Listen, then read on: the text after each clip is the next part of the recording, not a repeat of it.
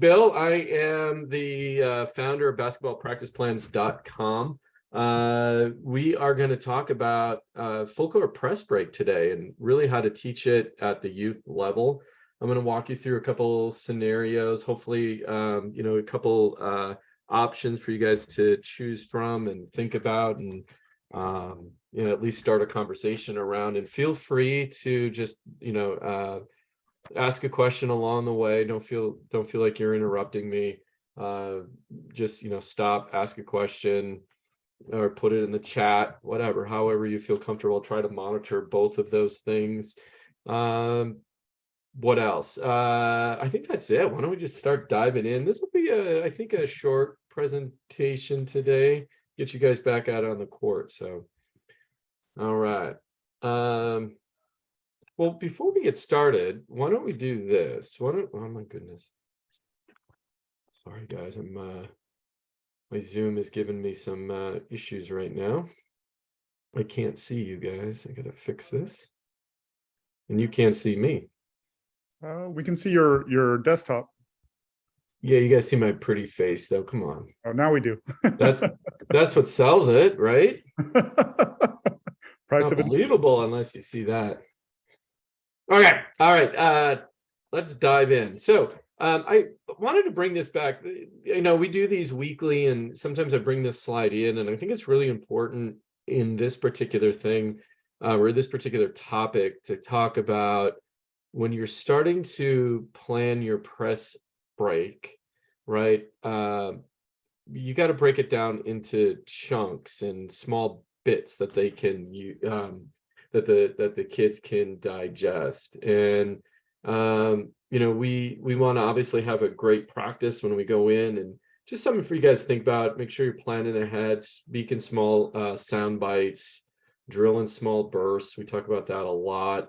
Break the game down into really small pieces for them. Don't get too complicated with things. And my favorite saying this year is, get them 70% of the way there. They know where the ball goes, right? Don't get too hung up on the details of, are they, in the right stance? And of course, we want to teach that, but especially at the younger ages, it's still a game to them, and we got to make it fun. So, pick your few things that are non-negotiables, and then, stay true to those. And then, okay, so more in particular on the press. So, kind of this idea of take some of your principles that you're teaching in your offense and just move it up court. If it's Elizabeth mentioned that she does a read and react, and actually one of the press breaks today is really read and react just in the full court. So it still has the pass, cut, fill kind of motion mentality. And I truly believe that, either a press is either a zone, right, or a man-to-man. So, you shouldn't have to come up with a separate press break or an additional quote unquote offense just to break the press if you're teaching the right principles in your half court offense. And if you approach it from that fundamental base, you might get through the material quicker and teach them that a lot quicker. Okay. And then we teach in 3 stages: teach, train, and play. So we kind of go whole, part, whole. So we show this big, okay, here's what we're trying to achieve. And then training is break it down into its small piece, maybe, isolate on one end or 1/4 of the court when you're teaching your press break, and then let them play and figure it out. And then really just start from flipping back and forth to teach and play mode.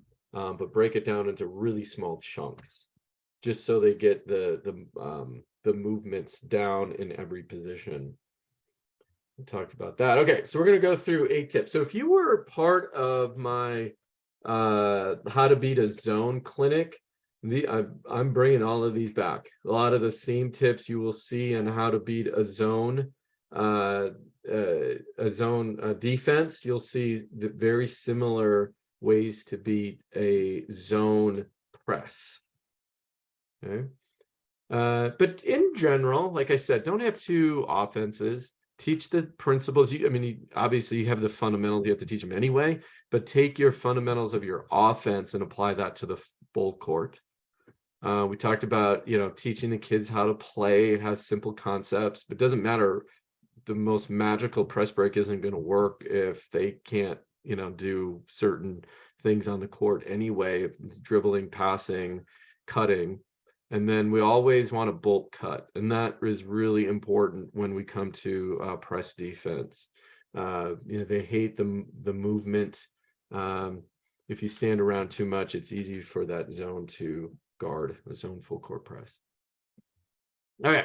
As we mentioned, two types of presses. I think everybody kind of gets the man-to-man, right? It's just no different than a man-to-man half-court set. But then there's, several zones that you'll run into, right? A 2-2-1, a 1-2-2, a 1-2-1-1, a 1-2-2, and a 1-3-1. Again, they're all just zone full court, right? Zone full court defenses. And you just have to figure out how to break them. If you already have a zone buster for your half court, apply it to your full court. Kind of getting on my soapbox here, I was talking to a coach, high school coach, just this week, and we were both kind of complaining about having to even talk about this subject at 5th grade and below.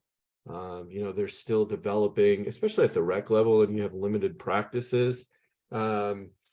It's really hard to get enough reps in to do it, to work on these things, and then to add a zone, to add a full court press on top of it and try to do it, and try to break it, I should say, in limited practice time, just takes a while. So anyway, I don't know, you guys are on this phone call because you obviously are dealing with these presses. I'm curious, in the chat, what do you guys usually see? Are you seeing man-to-man or zone, or just unmute yourself and just shout out? What are you guys seeing? Zone or man, or what kind of zone are you seeing? Anybody? Elizabeth, Neil? All right, we got a chat. Let me see what you guys said here. Can I see it? A lot of zone. Okay, and then what? 2-2-1, 1-2-2. Okay, good. All right, we will talk about how to beat those. Okay, we're first going to talk about the easy one though, and that really is the man, and how to beat the man. How to beat a man press. Okay, very simple. The best thing to do is just clear. All right. If you have a good ball handler, everybody just clear, because then it's just one-on-one with the inbound, or the person, I'm sorry, the person catching the ball. Oh my goodness, coach, you're getting way too far ahead here. All right, keep on hitting the wrong button. So just clear, right? Send everybody down, and then you're one-on-one. All right, well, if you need a little bit more than that, this is a really simple man-to-man press break. Works on the same principles of kind of clearing, but gives you a little bit more action. So the first step is your best ball handler takes the ball out. That's in slide number 1 up on the left-hand side here. Okay. Then on slide 2, or I'm sorry, court 2 here, 2 comes in to the out of bounds. Okay. Now we're assuming it's a made basket. Okay, so now we can throw out of bounds from one player to another. So 2 comes, streaks down, 4 goes towards his basket, 5 goes to his basket. 3 is basically going to be a safety or a decoy. Oh my goodness, a decoy in this particular example. Okay, then down here in 3, 1 throws to 2. Okay, and 2 is out of bounds. And 2 immediately throws back to 1 who is cutting. Now we have some very basic principles of any zone or any press break we have. If you pass, you cut, right? There's always got to be a safety, and we kind of work on the read and react kind of circle motion type concept. So I'm going to go, you'll see that a little bit more clear when we run a zone here next, but it basically comes down to clear, cross, and cut. So clear means 4 and 5 are kind of clearing back. Cross is we're throwing across from 1 to 2 out of bounds, and then the passer, again, who's your best ball handler, is cutting towards the ball, and then 2 is getting a pass back to 1. 3 can cut middle for a pass from 1 to 3, or 1 just takes it up because everything is clear, and you can see 4 and 5 dropped way deep, and that way you have all of this real estate that 1 or 3 can dribble into. Okay, so very simple kind of man press break that adds some fun things for the kids. The kids love this little 1 to 2 pass out of bounds baseline pass right there, and then throw it across. So that works pretty effectively. Elizabeth, yes. So we watched the Kentucky game last night, and they did this in the Kentucky game. I don't know if you watched it. No, I didn't. Yeah, wow. It kind of like blew my mind that they passed it back out of bounds out there. And I just thought, this would be fun for us to do. And I said, but I just wondered how many refs at our elementary level would be completely confused by that. That was like our discussion last night. I'm like, we should do that. But do you think our refs would be like, what are you doing? I mean, they shouldn't, but I mean, you never know. You might catch that one ref. Do it until, right? As I always say to my team, it's not a foul until the whistle blows. So, right. You could give the refs a heads up also. That's what I do. Yeah, you're exactly that's right. a good That's idea. exactly what I did the last time I ran this. I just told them, hey, this is what we're going to do. And I ask it more as a question. I already know the answer, right? But gives them a sense of, and if they say, no, you can't do that, then say, what's the rule? Ask them, what the specific rule is, but you can. So. Yeah, I like that. Yeah, no, I just watched it in the Kentucky game last night, so I was really excited. It's funny to see it now again on here. So awesome. Well, and the other thing about this too, and breaking a press in general, are those slash cuts. Those are really key, and it's not, it's we work on that daily. And you can see here in this example, 2's kind of coming towards the ball and going that way. Or in this example, 3 is cutting towards the middle. We kind of do more of a loopy cut towards the ball and up. It's really hard to guard against man-to-man or zone for that matter. Cutting straight up and down. In this case, we're cutting just to fill spots up in the number 2, not to get the ball back. If you're getting the ball back, though, you want to have this, cross court slash cut movement. And the other thing that we do, and depending on your press break, but we try to stay away from the sidelines as much as we can, and really shrink the court, because that's where the traps are usually set. And we actually put down the fireman's tape or police tape from one end to the floor to the other when we're practicing our zone, just to kind of cut off that part of the court. And then in the game situation, if it's there, then it just gives us that much more real estate. But we really try to shrink and stay within a certain amount of space when we practice our press break. Okay, so moving on. Now we're going to get into more of how do you beat a zone press. Okay, so how do you beat a full court zone press? Real simple, I call it fast pass. Again, it's the same technique I used to beat a half court zone defense. Now we're just applying it to the full court. Okay, so fast break. I'll explain what that is. Attacking the gaps, screening, throwing inside, pass fakes, bolt cutting, skip passes, and overloads. Okay, so those are the basic techniques to beat any zone, either half court or full court. Okay, so let's talk about the fast break. The first thing, and we at every level I coach, we practice this daily. We call it sweep, seek, and sprint. So sweep is get the ball out of the rim as quickly as possible. So as soon as the shot is made, the closest person takes the ball out, sweeps across the baseline. The point guard is seeking the ball out, coming back towards the ball. Point guard finds the ball, starts dribbling up the court. Everybody sprints down to the other end. So what that does, it gets the ball out of the net quickly while the zone press is just setting up, and you might be able to get the ball in even before they set up in their press. Now they're scrambling to their spots, probably, again, a little confused. Oh, am I there? Oh, I'm there, right? And you can catch a few off guard, few players off guard. Now, I'm sure at the youth level too, we've all seen this, is where they slowly get the ball out of the net. They walk towards the baseline. They take one step and then turn and then look. And then by that time, you should time it sometime when we do. You'd be surprised if they just sped that whole process up, how quickly they can get the ball up the court versus taking all of those extra steps that are not needed in more of the box turns that are not needed. This is a swoop.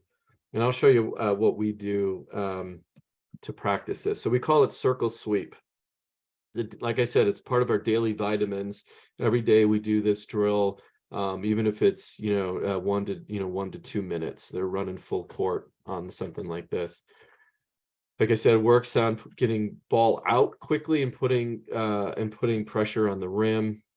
And basically it works like this. So you have 3 players, they're in a circle, coach has the ball. So that's kind of slide 1, and they're going in a circle. Okay.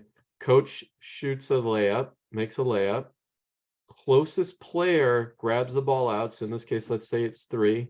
Okay, runs out of bounds, circles around, while the ball handler, which I'm sure you had somebody designated, right, comes towards the ball and kind of on this sweeping motion. And we want to catch them as they're kind of going up court. Does it have to be? No, I'm painting the ideal situation, right? So get the ball in your best ball handler's hands and then move it up court. And then 2 just goes all the way down. Now in this drill, they just run, it's a 3-on-0 drill. They go, they score, it ends in a score, and then the circle sweep comes back the other way. Okay. And again, 3 throws to 1. 1 can dribble it all the way up, or we try to teach them 1 throws to 2, move the ball through passes and not through dribbling. And then they run the full court, and like I said, make their basket. And then your press or your transition offense rules apply. However you want to teach them the spacing on the other end and where they go. Okay. Elizabeth, did you have another question, or did I not lower the hand from the last time? No, it's from the last time. Okay, there we go. Take that off. Good. All right. So that's the circle sweep drill. So again, how to beat a full court press. Don't let them set up in the press. Work on getting the ball out of the net and up the floor really quickly. Any questions about that? Does that make sense?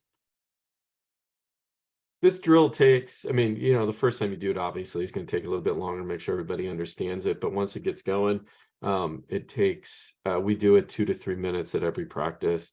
Gets them running too, up and down the court, and something they're going to use in a game versus just running to run.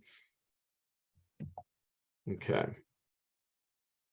All right, let's go through a simple press break. Now, so we talked about number 1, that's basically the fast break.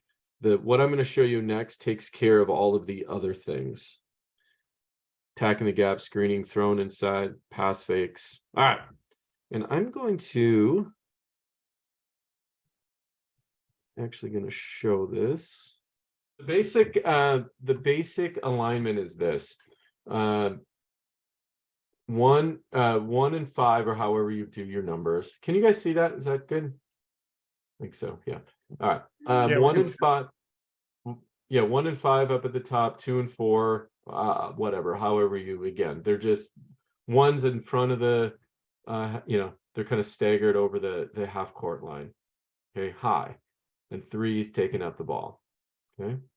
All right. So then, what do I have? Yeah. So I'm running this. I'm showing you an example in a 1-2-2 set. Okay. So on break, 2 comes down hard, bolt cuts towards the ball, tries to catch it above the, second dash or higher. Okay.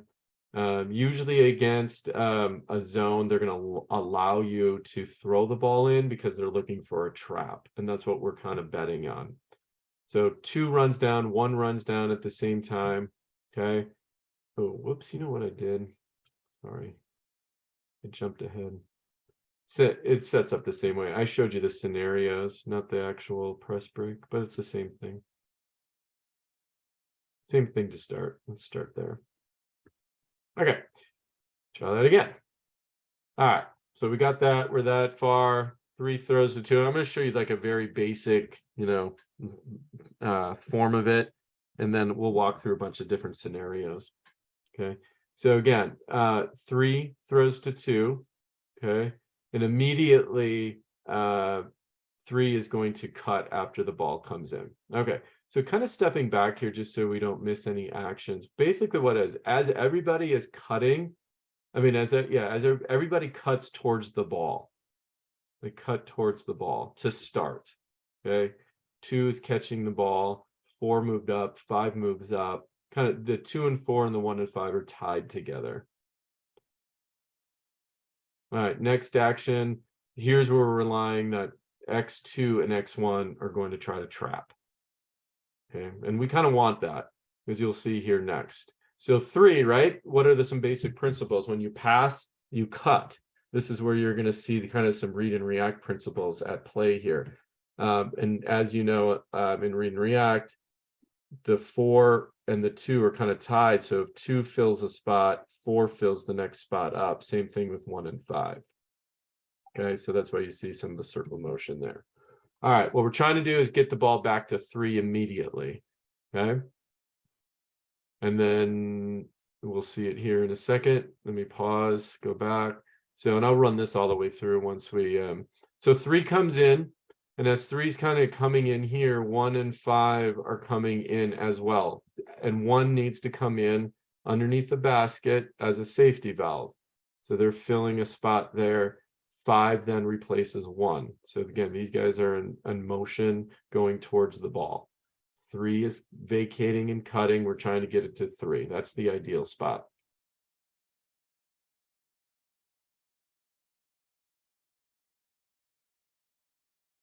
And this obviously happens pretty quickly. So 3 dribbles, and what you end up having a lot is a 3 versus 2, and you'll see that here. Okay, so again, we created our overload. We have two zone players against the 3 offensive players. Everybody's just kind of running in transition. Just want to take a step back here so we don't miss something. So the 2 who threw the ball to 3, they go behind to act as a safety release. So again, they fill that spot. That means they're bumping 1 because 1 now is, or 5 is running down. 1 is following 5. Okay. Again, this works. I call it circle because it is basically you're running in a circle, right? To get the ball in. And we'll go through some scenarios towards the end here. Like I said, everybody's kind of coming up court. You got this 3 on 2 situation. 3's trying to hit 4 or 5, depending on where that open person is. We just did this. We run this at the high school level, run this at the grade school level. I always struggled with a press break that worked against multiple presses. Multiple presses. And I found this to be one of the more effective ones to beat anything. Obviously what it relies on is a quick pass back, really. And if you have a decent enough dribbler, you can break it. And it really just relies on, and even if you don't even need that. You actually just, it's passing and cutting, slash cutting up the middle. It's really what it relies on. You don't even have to. We have situations where the ball never touched the ground because we're just hitting those slash cuts across. So, all right, I'll play it from the beginning, just kind of quickly see how it all folds together. So everybody's in motion right now, moving one step closer to the ball. Ball comes in, four's moving, five's moving. Right, 1 and 2 trying to set the trap. 2 passes the 3 immediately.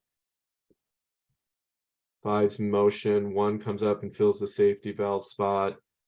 A lot of times that pass to 2 to 3 is kind of maybe like is a jump pass. Doesn't have to be, but a lot of times it is because they're coming in with high hands. All right, and there we go. Off to the races we go. Once you break the zone in the middle, that's where you want to get the ball. And we'll go through some scenarios. Any questions about that so far? It's kind of step one. That's the ideal situation. I guess initially my question was kind of how do you know who becomes safety at that point, the 2 or the 1? But it looks like it's following that kind of, if you're driving right, everybody's moving right, so that's why the 1 would drop to safety, and when he cut back, that's why 1 went back out and 2 then dropped. Yep. Okay. Yep, exactly right. Yep. Again, it's that read and react kind of principles. Anybody else? Again, slash cuts are key. Fast passing, overload one side, right? Pass fakes. Don't panic, pivot when you're in a situation. Okay, so we're back to our original setup. 2 on the top, 2 on the bottom, 3 bringing the ball in. All right, next. All right, so what happens if 2 doesn't get the ball? Obviously, we can throw to 1, right? Go across that way and throw to 1. A lot of times 1 is actually open, especially at the youth level. X3 and X1, you know, they're playing more towards the ball, believing that the ball is going to come in here just because it's over here. The ball is like a beacon, right? Draws those kids in. 1 is open a lot. Okay, so we're going to throw the ball in this case to 1, and then it's all just run in reverse. Same type of setup. 2 drops, 3. So once, as soon as the ball comes in, you can see 3 is coming back in on their slash cut right there. Okay, X1 and X3, right, are doing their thing. We want to get the ball into 3's hand ideally. Okay, 5 is dropping, 2 is the safety. Okay, now here's a case where, okay, well, maybe 1 can't get the ball to 3. Well, what happens? Well, 3 goes up the middle and then circles around and fills the spot. And you can see now we're still in alignment. 1 and 5 on the top, 4 and 3 will be here, and 2. So we were just basically running in this circle. Okay. All right, let's see what happens next. So that's another. So, okay, so then can't get the ball to 3. 3 fills there. Throw back to 1. Probably pretty obvious what 5's going to do. 5's going to do their slash cut right up the middle, trying to get the ball into 1's hand. And again, off to the races at that point. Okay. All right. Any questions about that? Because we're going to go through another scenario. Does that kind of make some sense? Assuming it does, just kind of in reverse. 3 just fills. So these spots always in this kind of alignment, spreading it out. Awesome. All right. What do we got here now? Oh, okay. So sometimes what's going to happen if you break the press all the time, they're going to go to maybe X3 in this case, and X2, or really guarding 1 and 3 tight. So we still got to get the ball in, right? So that's where 4 comes in. 2 is kind of acting as a decoy, maybe pulling X2 down, or in this case, we talked about screening, right? So 2 is going to actually set a screen. There it is, a little late screen, and we get the ball into 4. Now 4 has this entire lane at this point to dribble up and go. Okay, so 4 comes in there. And what do you think 3 is going to do? 3 is going to do their cut. 4 dribbles up, and 3 runs right down that lane in that case. Okay, so now you can see what happens. So we got 2, X2 and 2 are occupied, right? We got 3 and 4. 4 is going to probably pull over, right, to slow the ball down. And then again, you're going to have an overload. All right, so 4 goes there. You're going to pass the 3. 3's got this wide open lane. 5 obviously is diving towards the basket. It's a 2 versus 1 situation. In many cases, again, this happens really quickly. We got to get those fast passes. The one thing that I always preach is the ball is a grenade, and if you hold on to it too long in a press or in a zone, it's going to blow up in your hands, right? So we got to do our pass fakes, look around, get a quick pass to your teammate. I think that just ends that one. Yeah. So that, again, a couple scenarios. You can see lots of different options off of this, some screening options. And again, it really relies just on a quick pass and a quick slash. Quick pass and a quick slash. And it's always pass and cut, pass and cut, pass and cut. Even if you just say that, no matter what you run in the formation, if you pass, you cut, and it's a slash cut towards the middle, right up the middle of the zone. And again, if we go back to our slides, it doesn't matter what zone it is. Let's see, where's my different slide scenarios or zone scenarios, right? All of these zones are set up to trap someplace. And what that's going to do on your traps is, you're going to create, and it's going to expose the middle a lot. So that's why it's pretty effective against most zones. I haven't seen a zone that, or a man, even against run and jump. It works really nicely. Do a lot of pass fakes more. You're probably not going to see run and jump at the grade school level. Gosh, I hope not anyway. But anyway, that's just a couple of thoughts on a quick down and dirty press, but we'll finish up the presentation here. Any questions before I move on?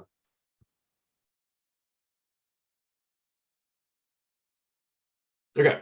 Okay. So basically, again, we're penetrating the gaps, right? We're either penetrating the gaps through the dribble or the cut, right? We want to get it up the middle. That's where the zone is the weakest, especially if they're trapping. They're always trying to protect the middle. They know if they give up the ball in the middle that the zone is broken. Okay. We're looking for, overload situations, of course. Collapse the zone and look for those overloads. Okay. Oh, and the other things too is that you can see in that circle motion, zones hate that. They hate that movement because they lose track of people coming and going throughout that motion. Pass fakes come into play. We talked about that. We want to move on the flight of the ball.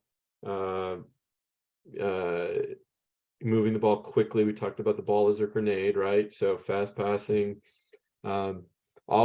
create screens. It's one of my, fundamental things of offense. Always be creating screens, right? ABCs. And don't shy away from screens against a zone. You saw I had one set one of the scenarios. Treat it like a man-to-man defense, especially at the youth level. It creates opportunities for passing and cutting. And then bolt cutting. Bolt cutting is really key. No matter if it's a half court offense or a full court offense, transition defense, right? Your first 3 strides have to be your biggest. And that is a concept that I would teach every day. Win your race, we call it. Win your race. That means beating the person that is running next to you or is trying to guard you. 3 big steps on anything that puts pressure on the rim, even in the full court. You get behind the zone a lot, and that's where you want to be because they forget about you. They lose track of where you are, especially with the circle motion. And it forces the defenders to guard the cutters a little bit, or at least pay attention to them because they're going to get the ball if you don't. Okay, skip passes. We didn't talk too much about a skip pass. I kind of left that out. Depending on your age, we can, let me go back here, show you a quick, I heard 4th grade, 5th grade, probably maybe 6th, 7th, and 8th. It'll work a little bit better on a skip pass, but let's go back. Whoops, wrong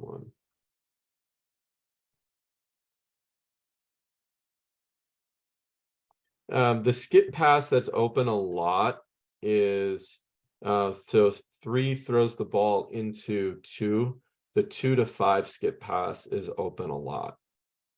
Because what's happening is X5 kind of collapses. They're so worried about 3 who maybe just cut up because they know they can't get the ball in this middle section right there, right? So they're kind of occupying some time. That 5, that's open a lot, as well as the 2 to 1 spot across. Not as much though, just because 3's back here. But again, what 3 is also doing X3, as 3 cuts, X3 is kind of looking at a bump, right? Because they're pulled over. You're looking at right when X2 and X1 collapse onto, X3 kind of drops to the middle, right? So sometimes that skip pass is open across. Again, depending on your players, do definitely practice that skip pass because it is open. And then if 2 skips to 1, what does 2 do, right? Slash cuts, middle's wide open. All right, skip pass, reversing the ball. We talked about that. That's what that is, right? Always reverse the ball against the zone. Look for the ball to wing. In this case, it's cross court. And then just that fast passing. Again, can't stress that enough. Fast passing and bold cuts and those angles are key. We talked about the side overload. You end up with a lot of side overloads with this press break, and then mismatches, or I'm sorry, a lot of 2 versus 1 or 3 versus 2 as it transitions up the court. Okay. All right. Any questions? That was a quick overview. I think it's again just mainly based on those principles of bolt cutting. Using your same offense that you use in your half court, use that in your full court situation. So, any questions? Neil? No, I'm good. That's been great. Good. Elizabeth? Makes sense? Helpful? Yep, makes sense. Yep. Okay.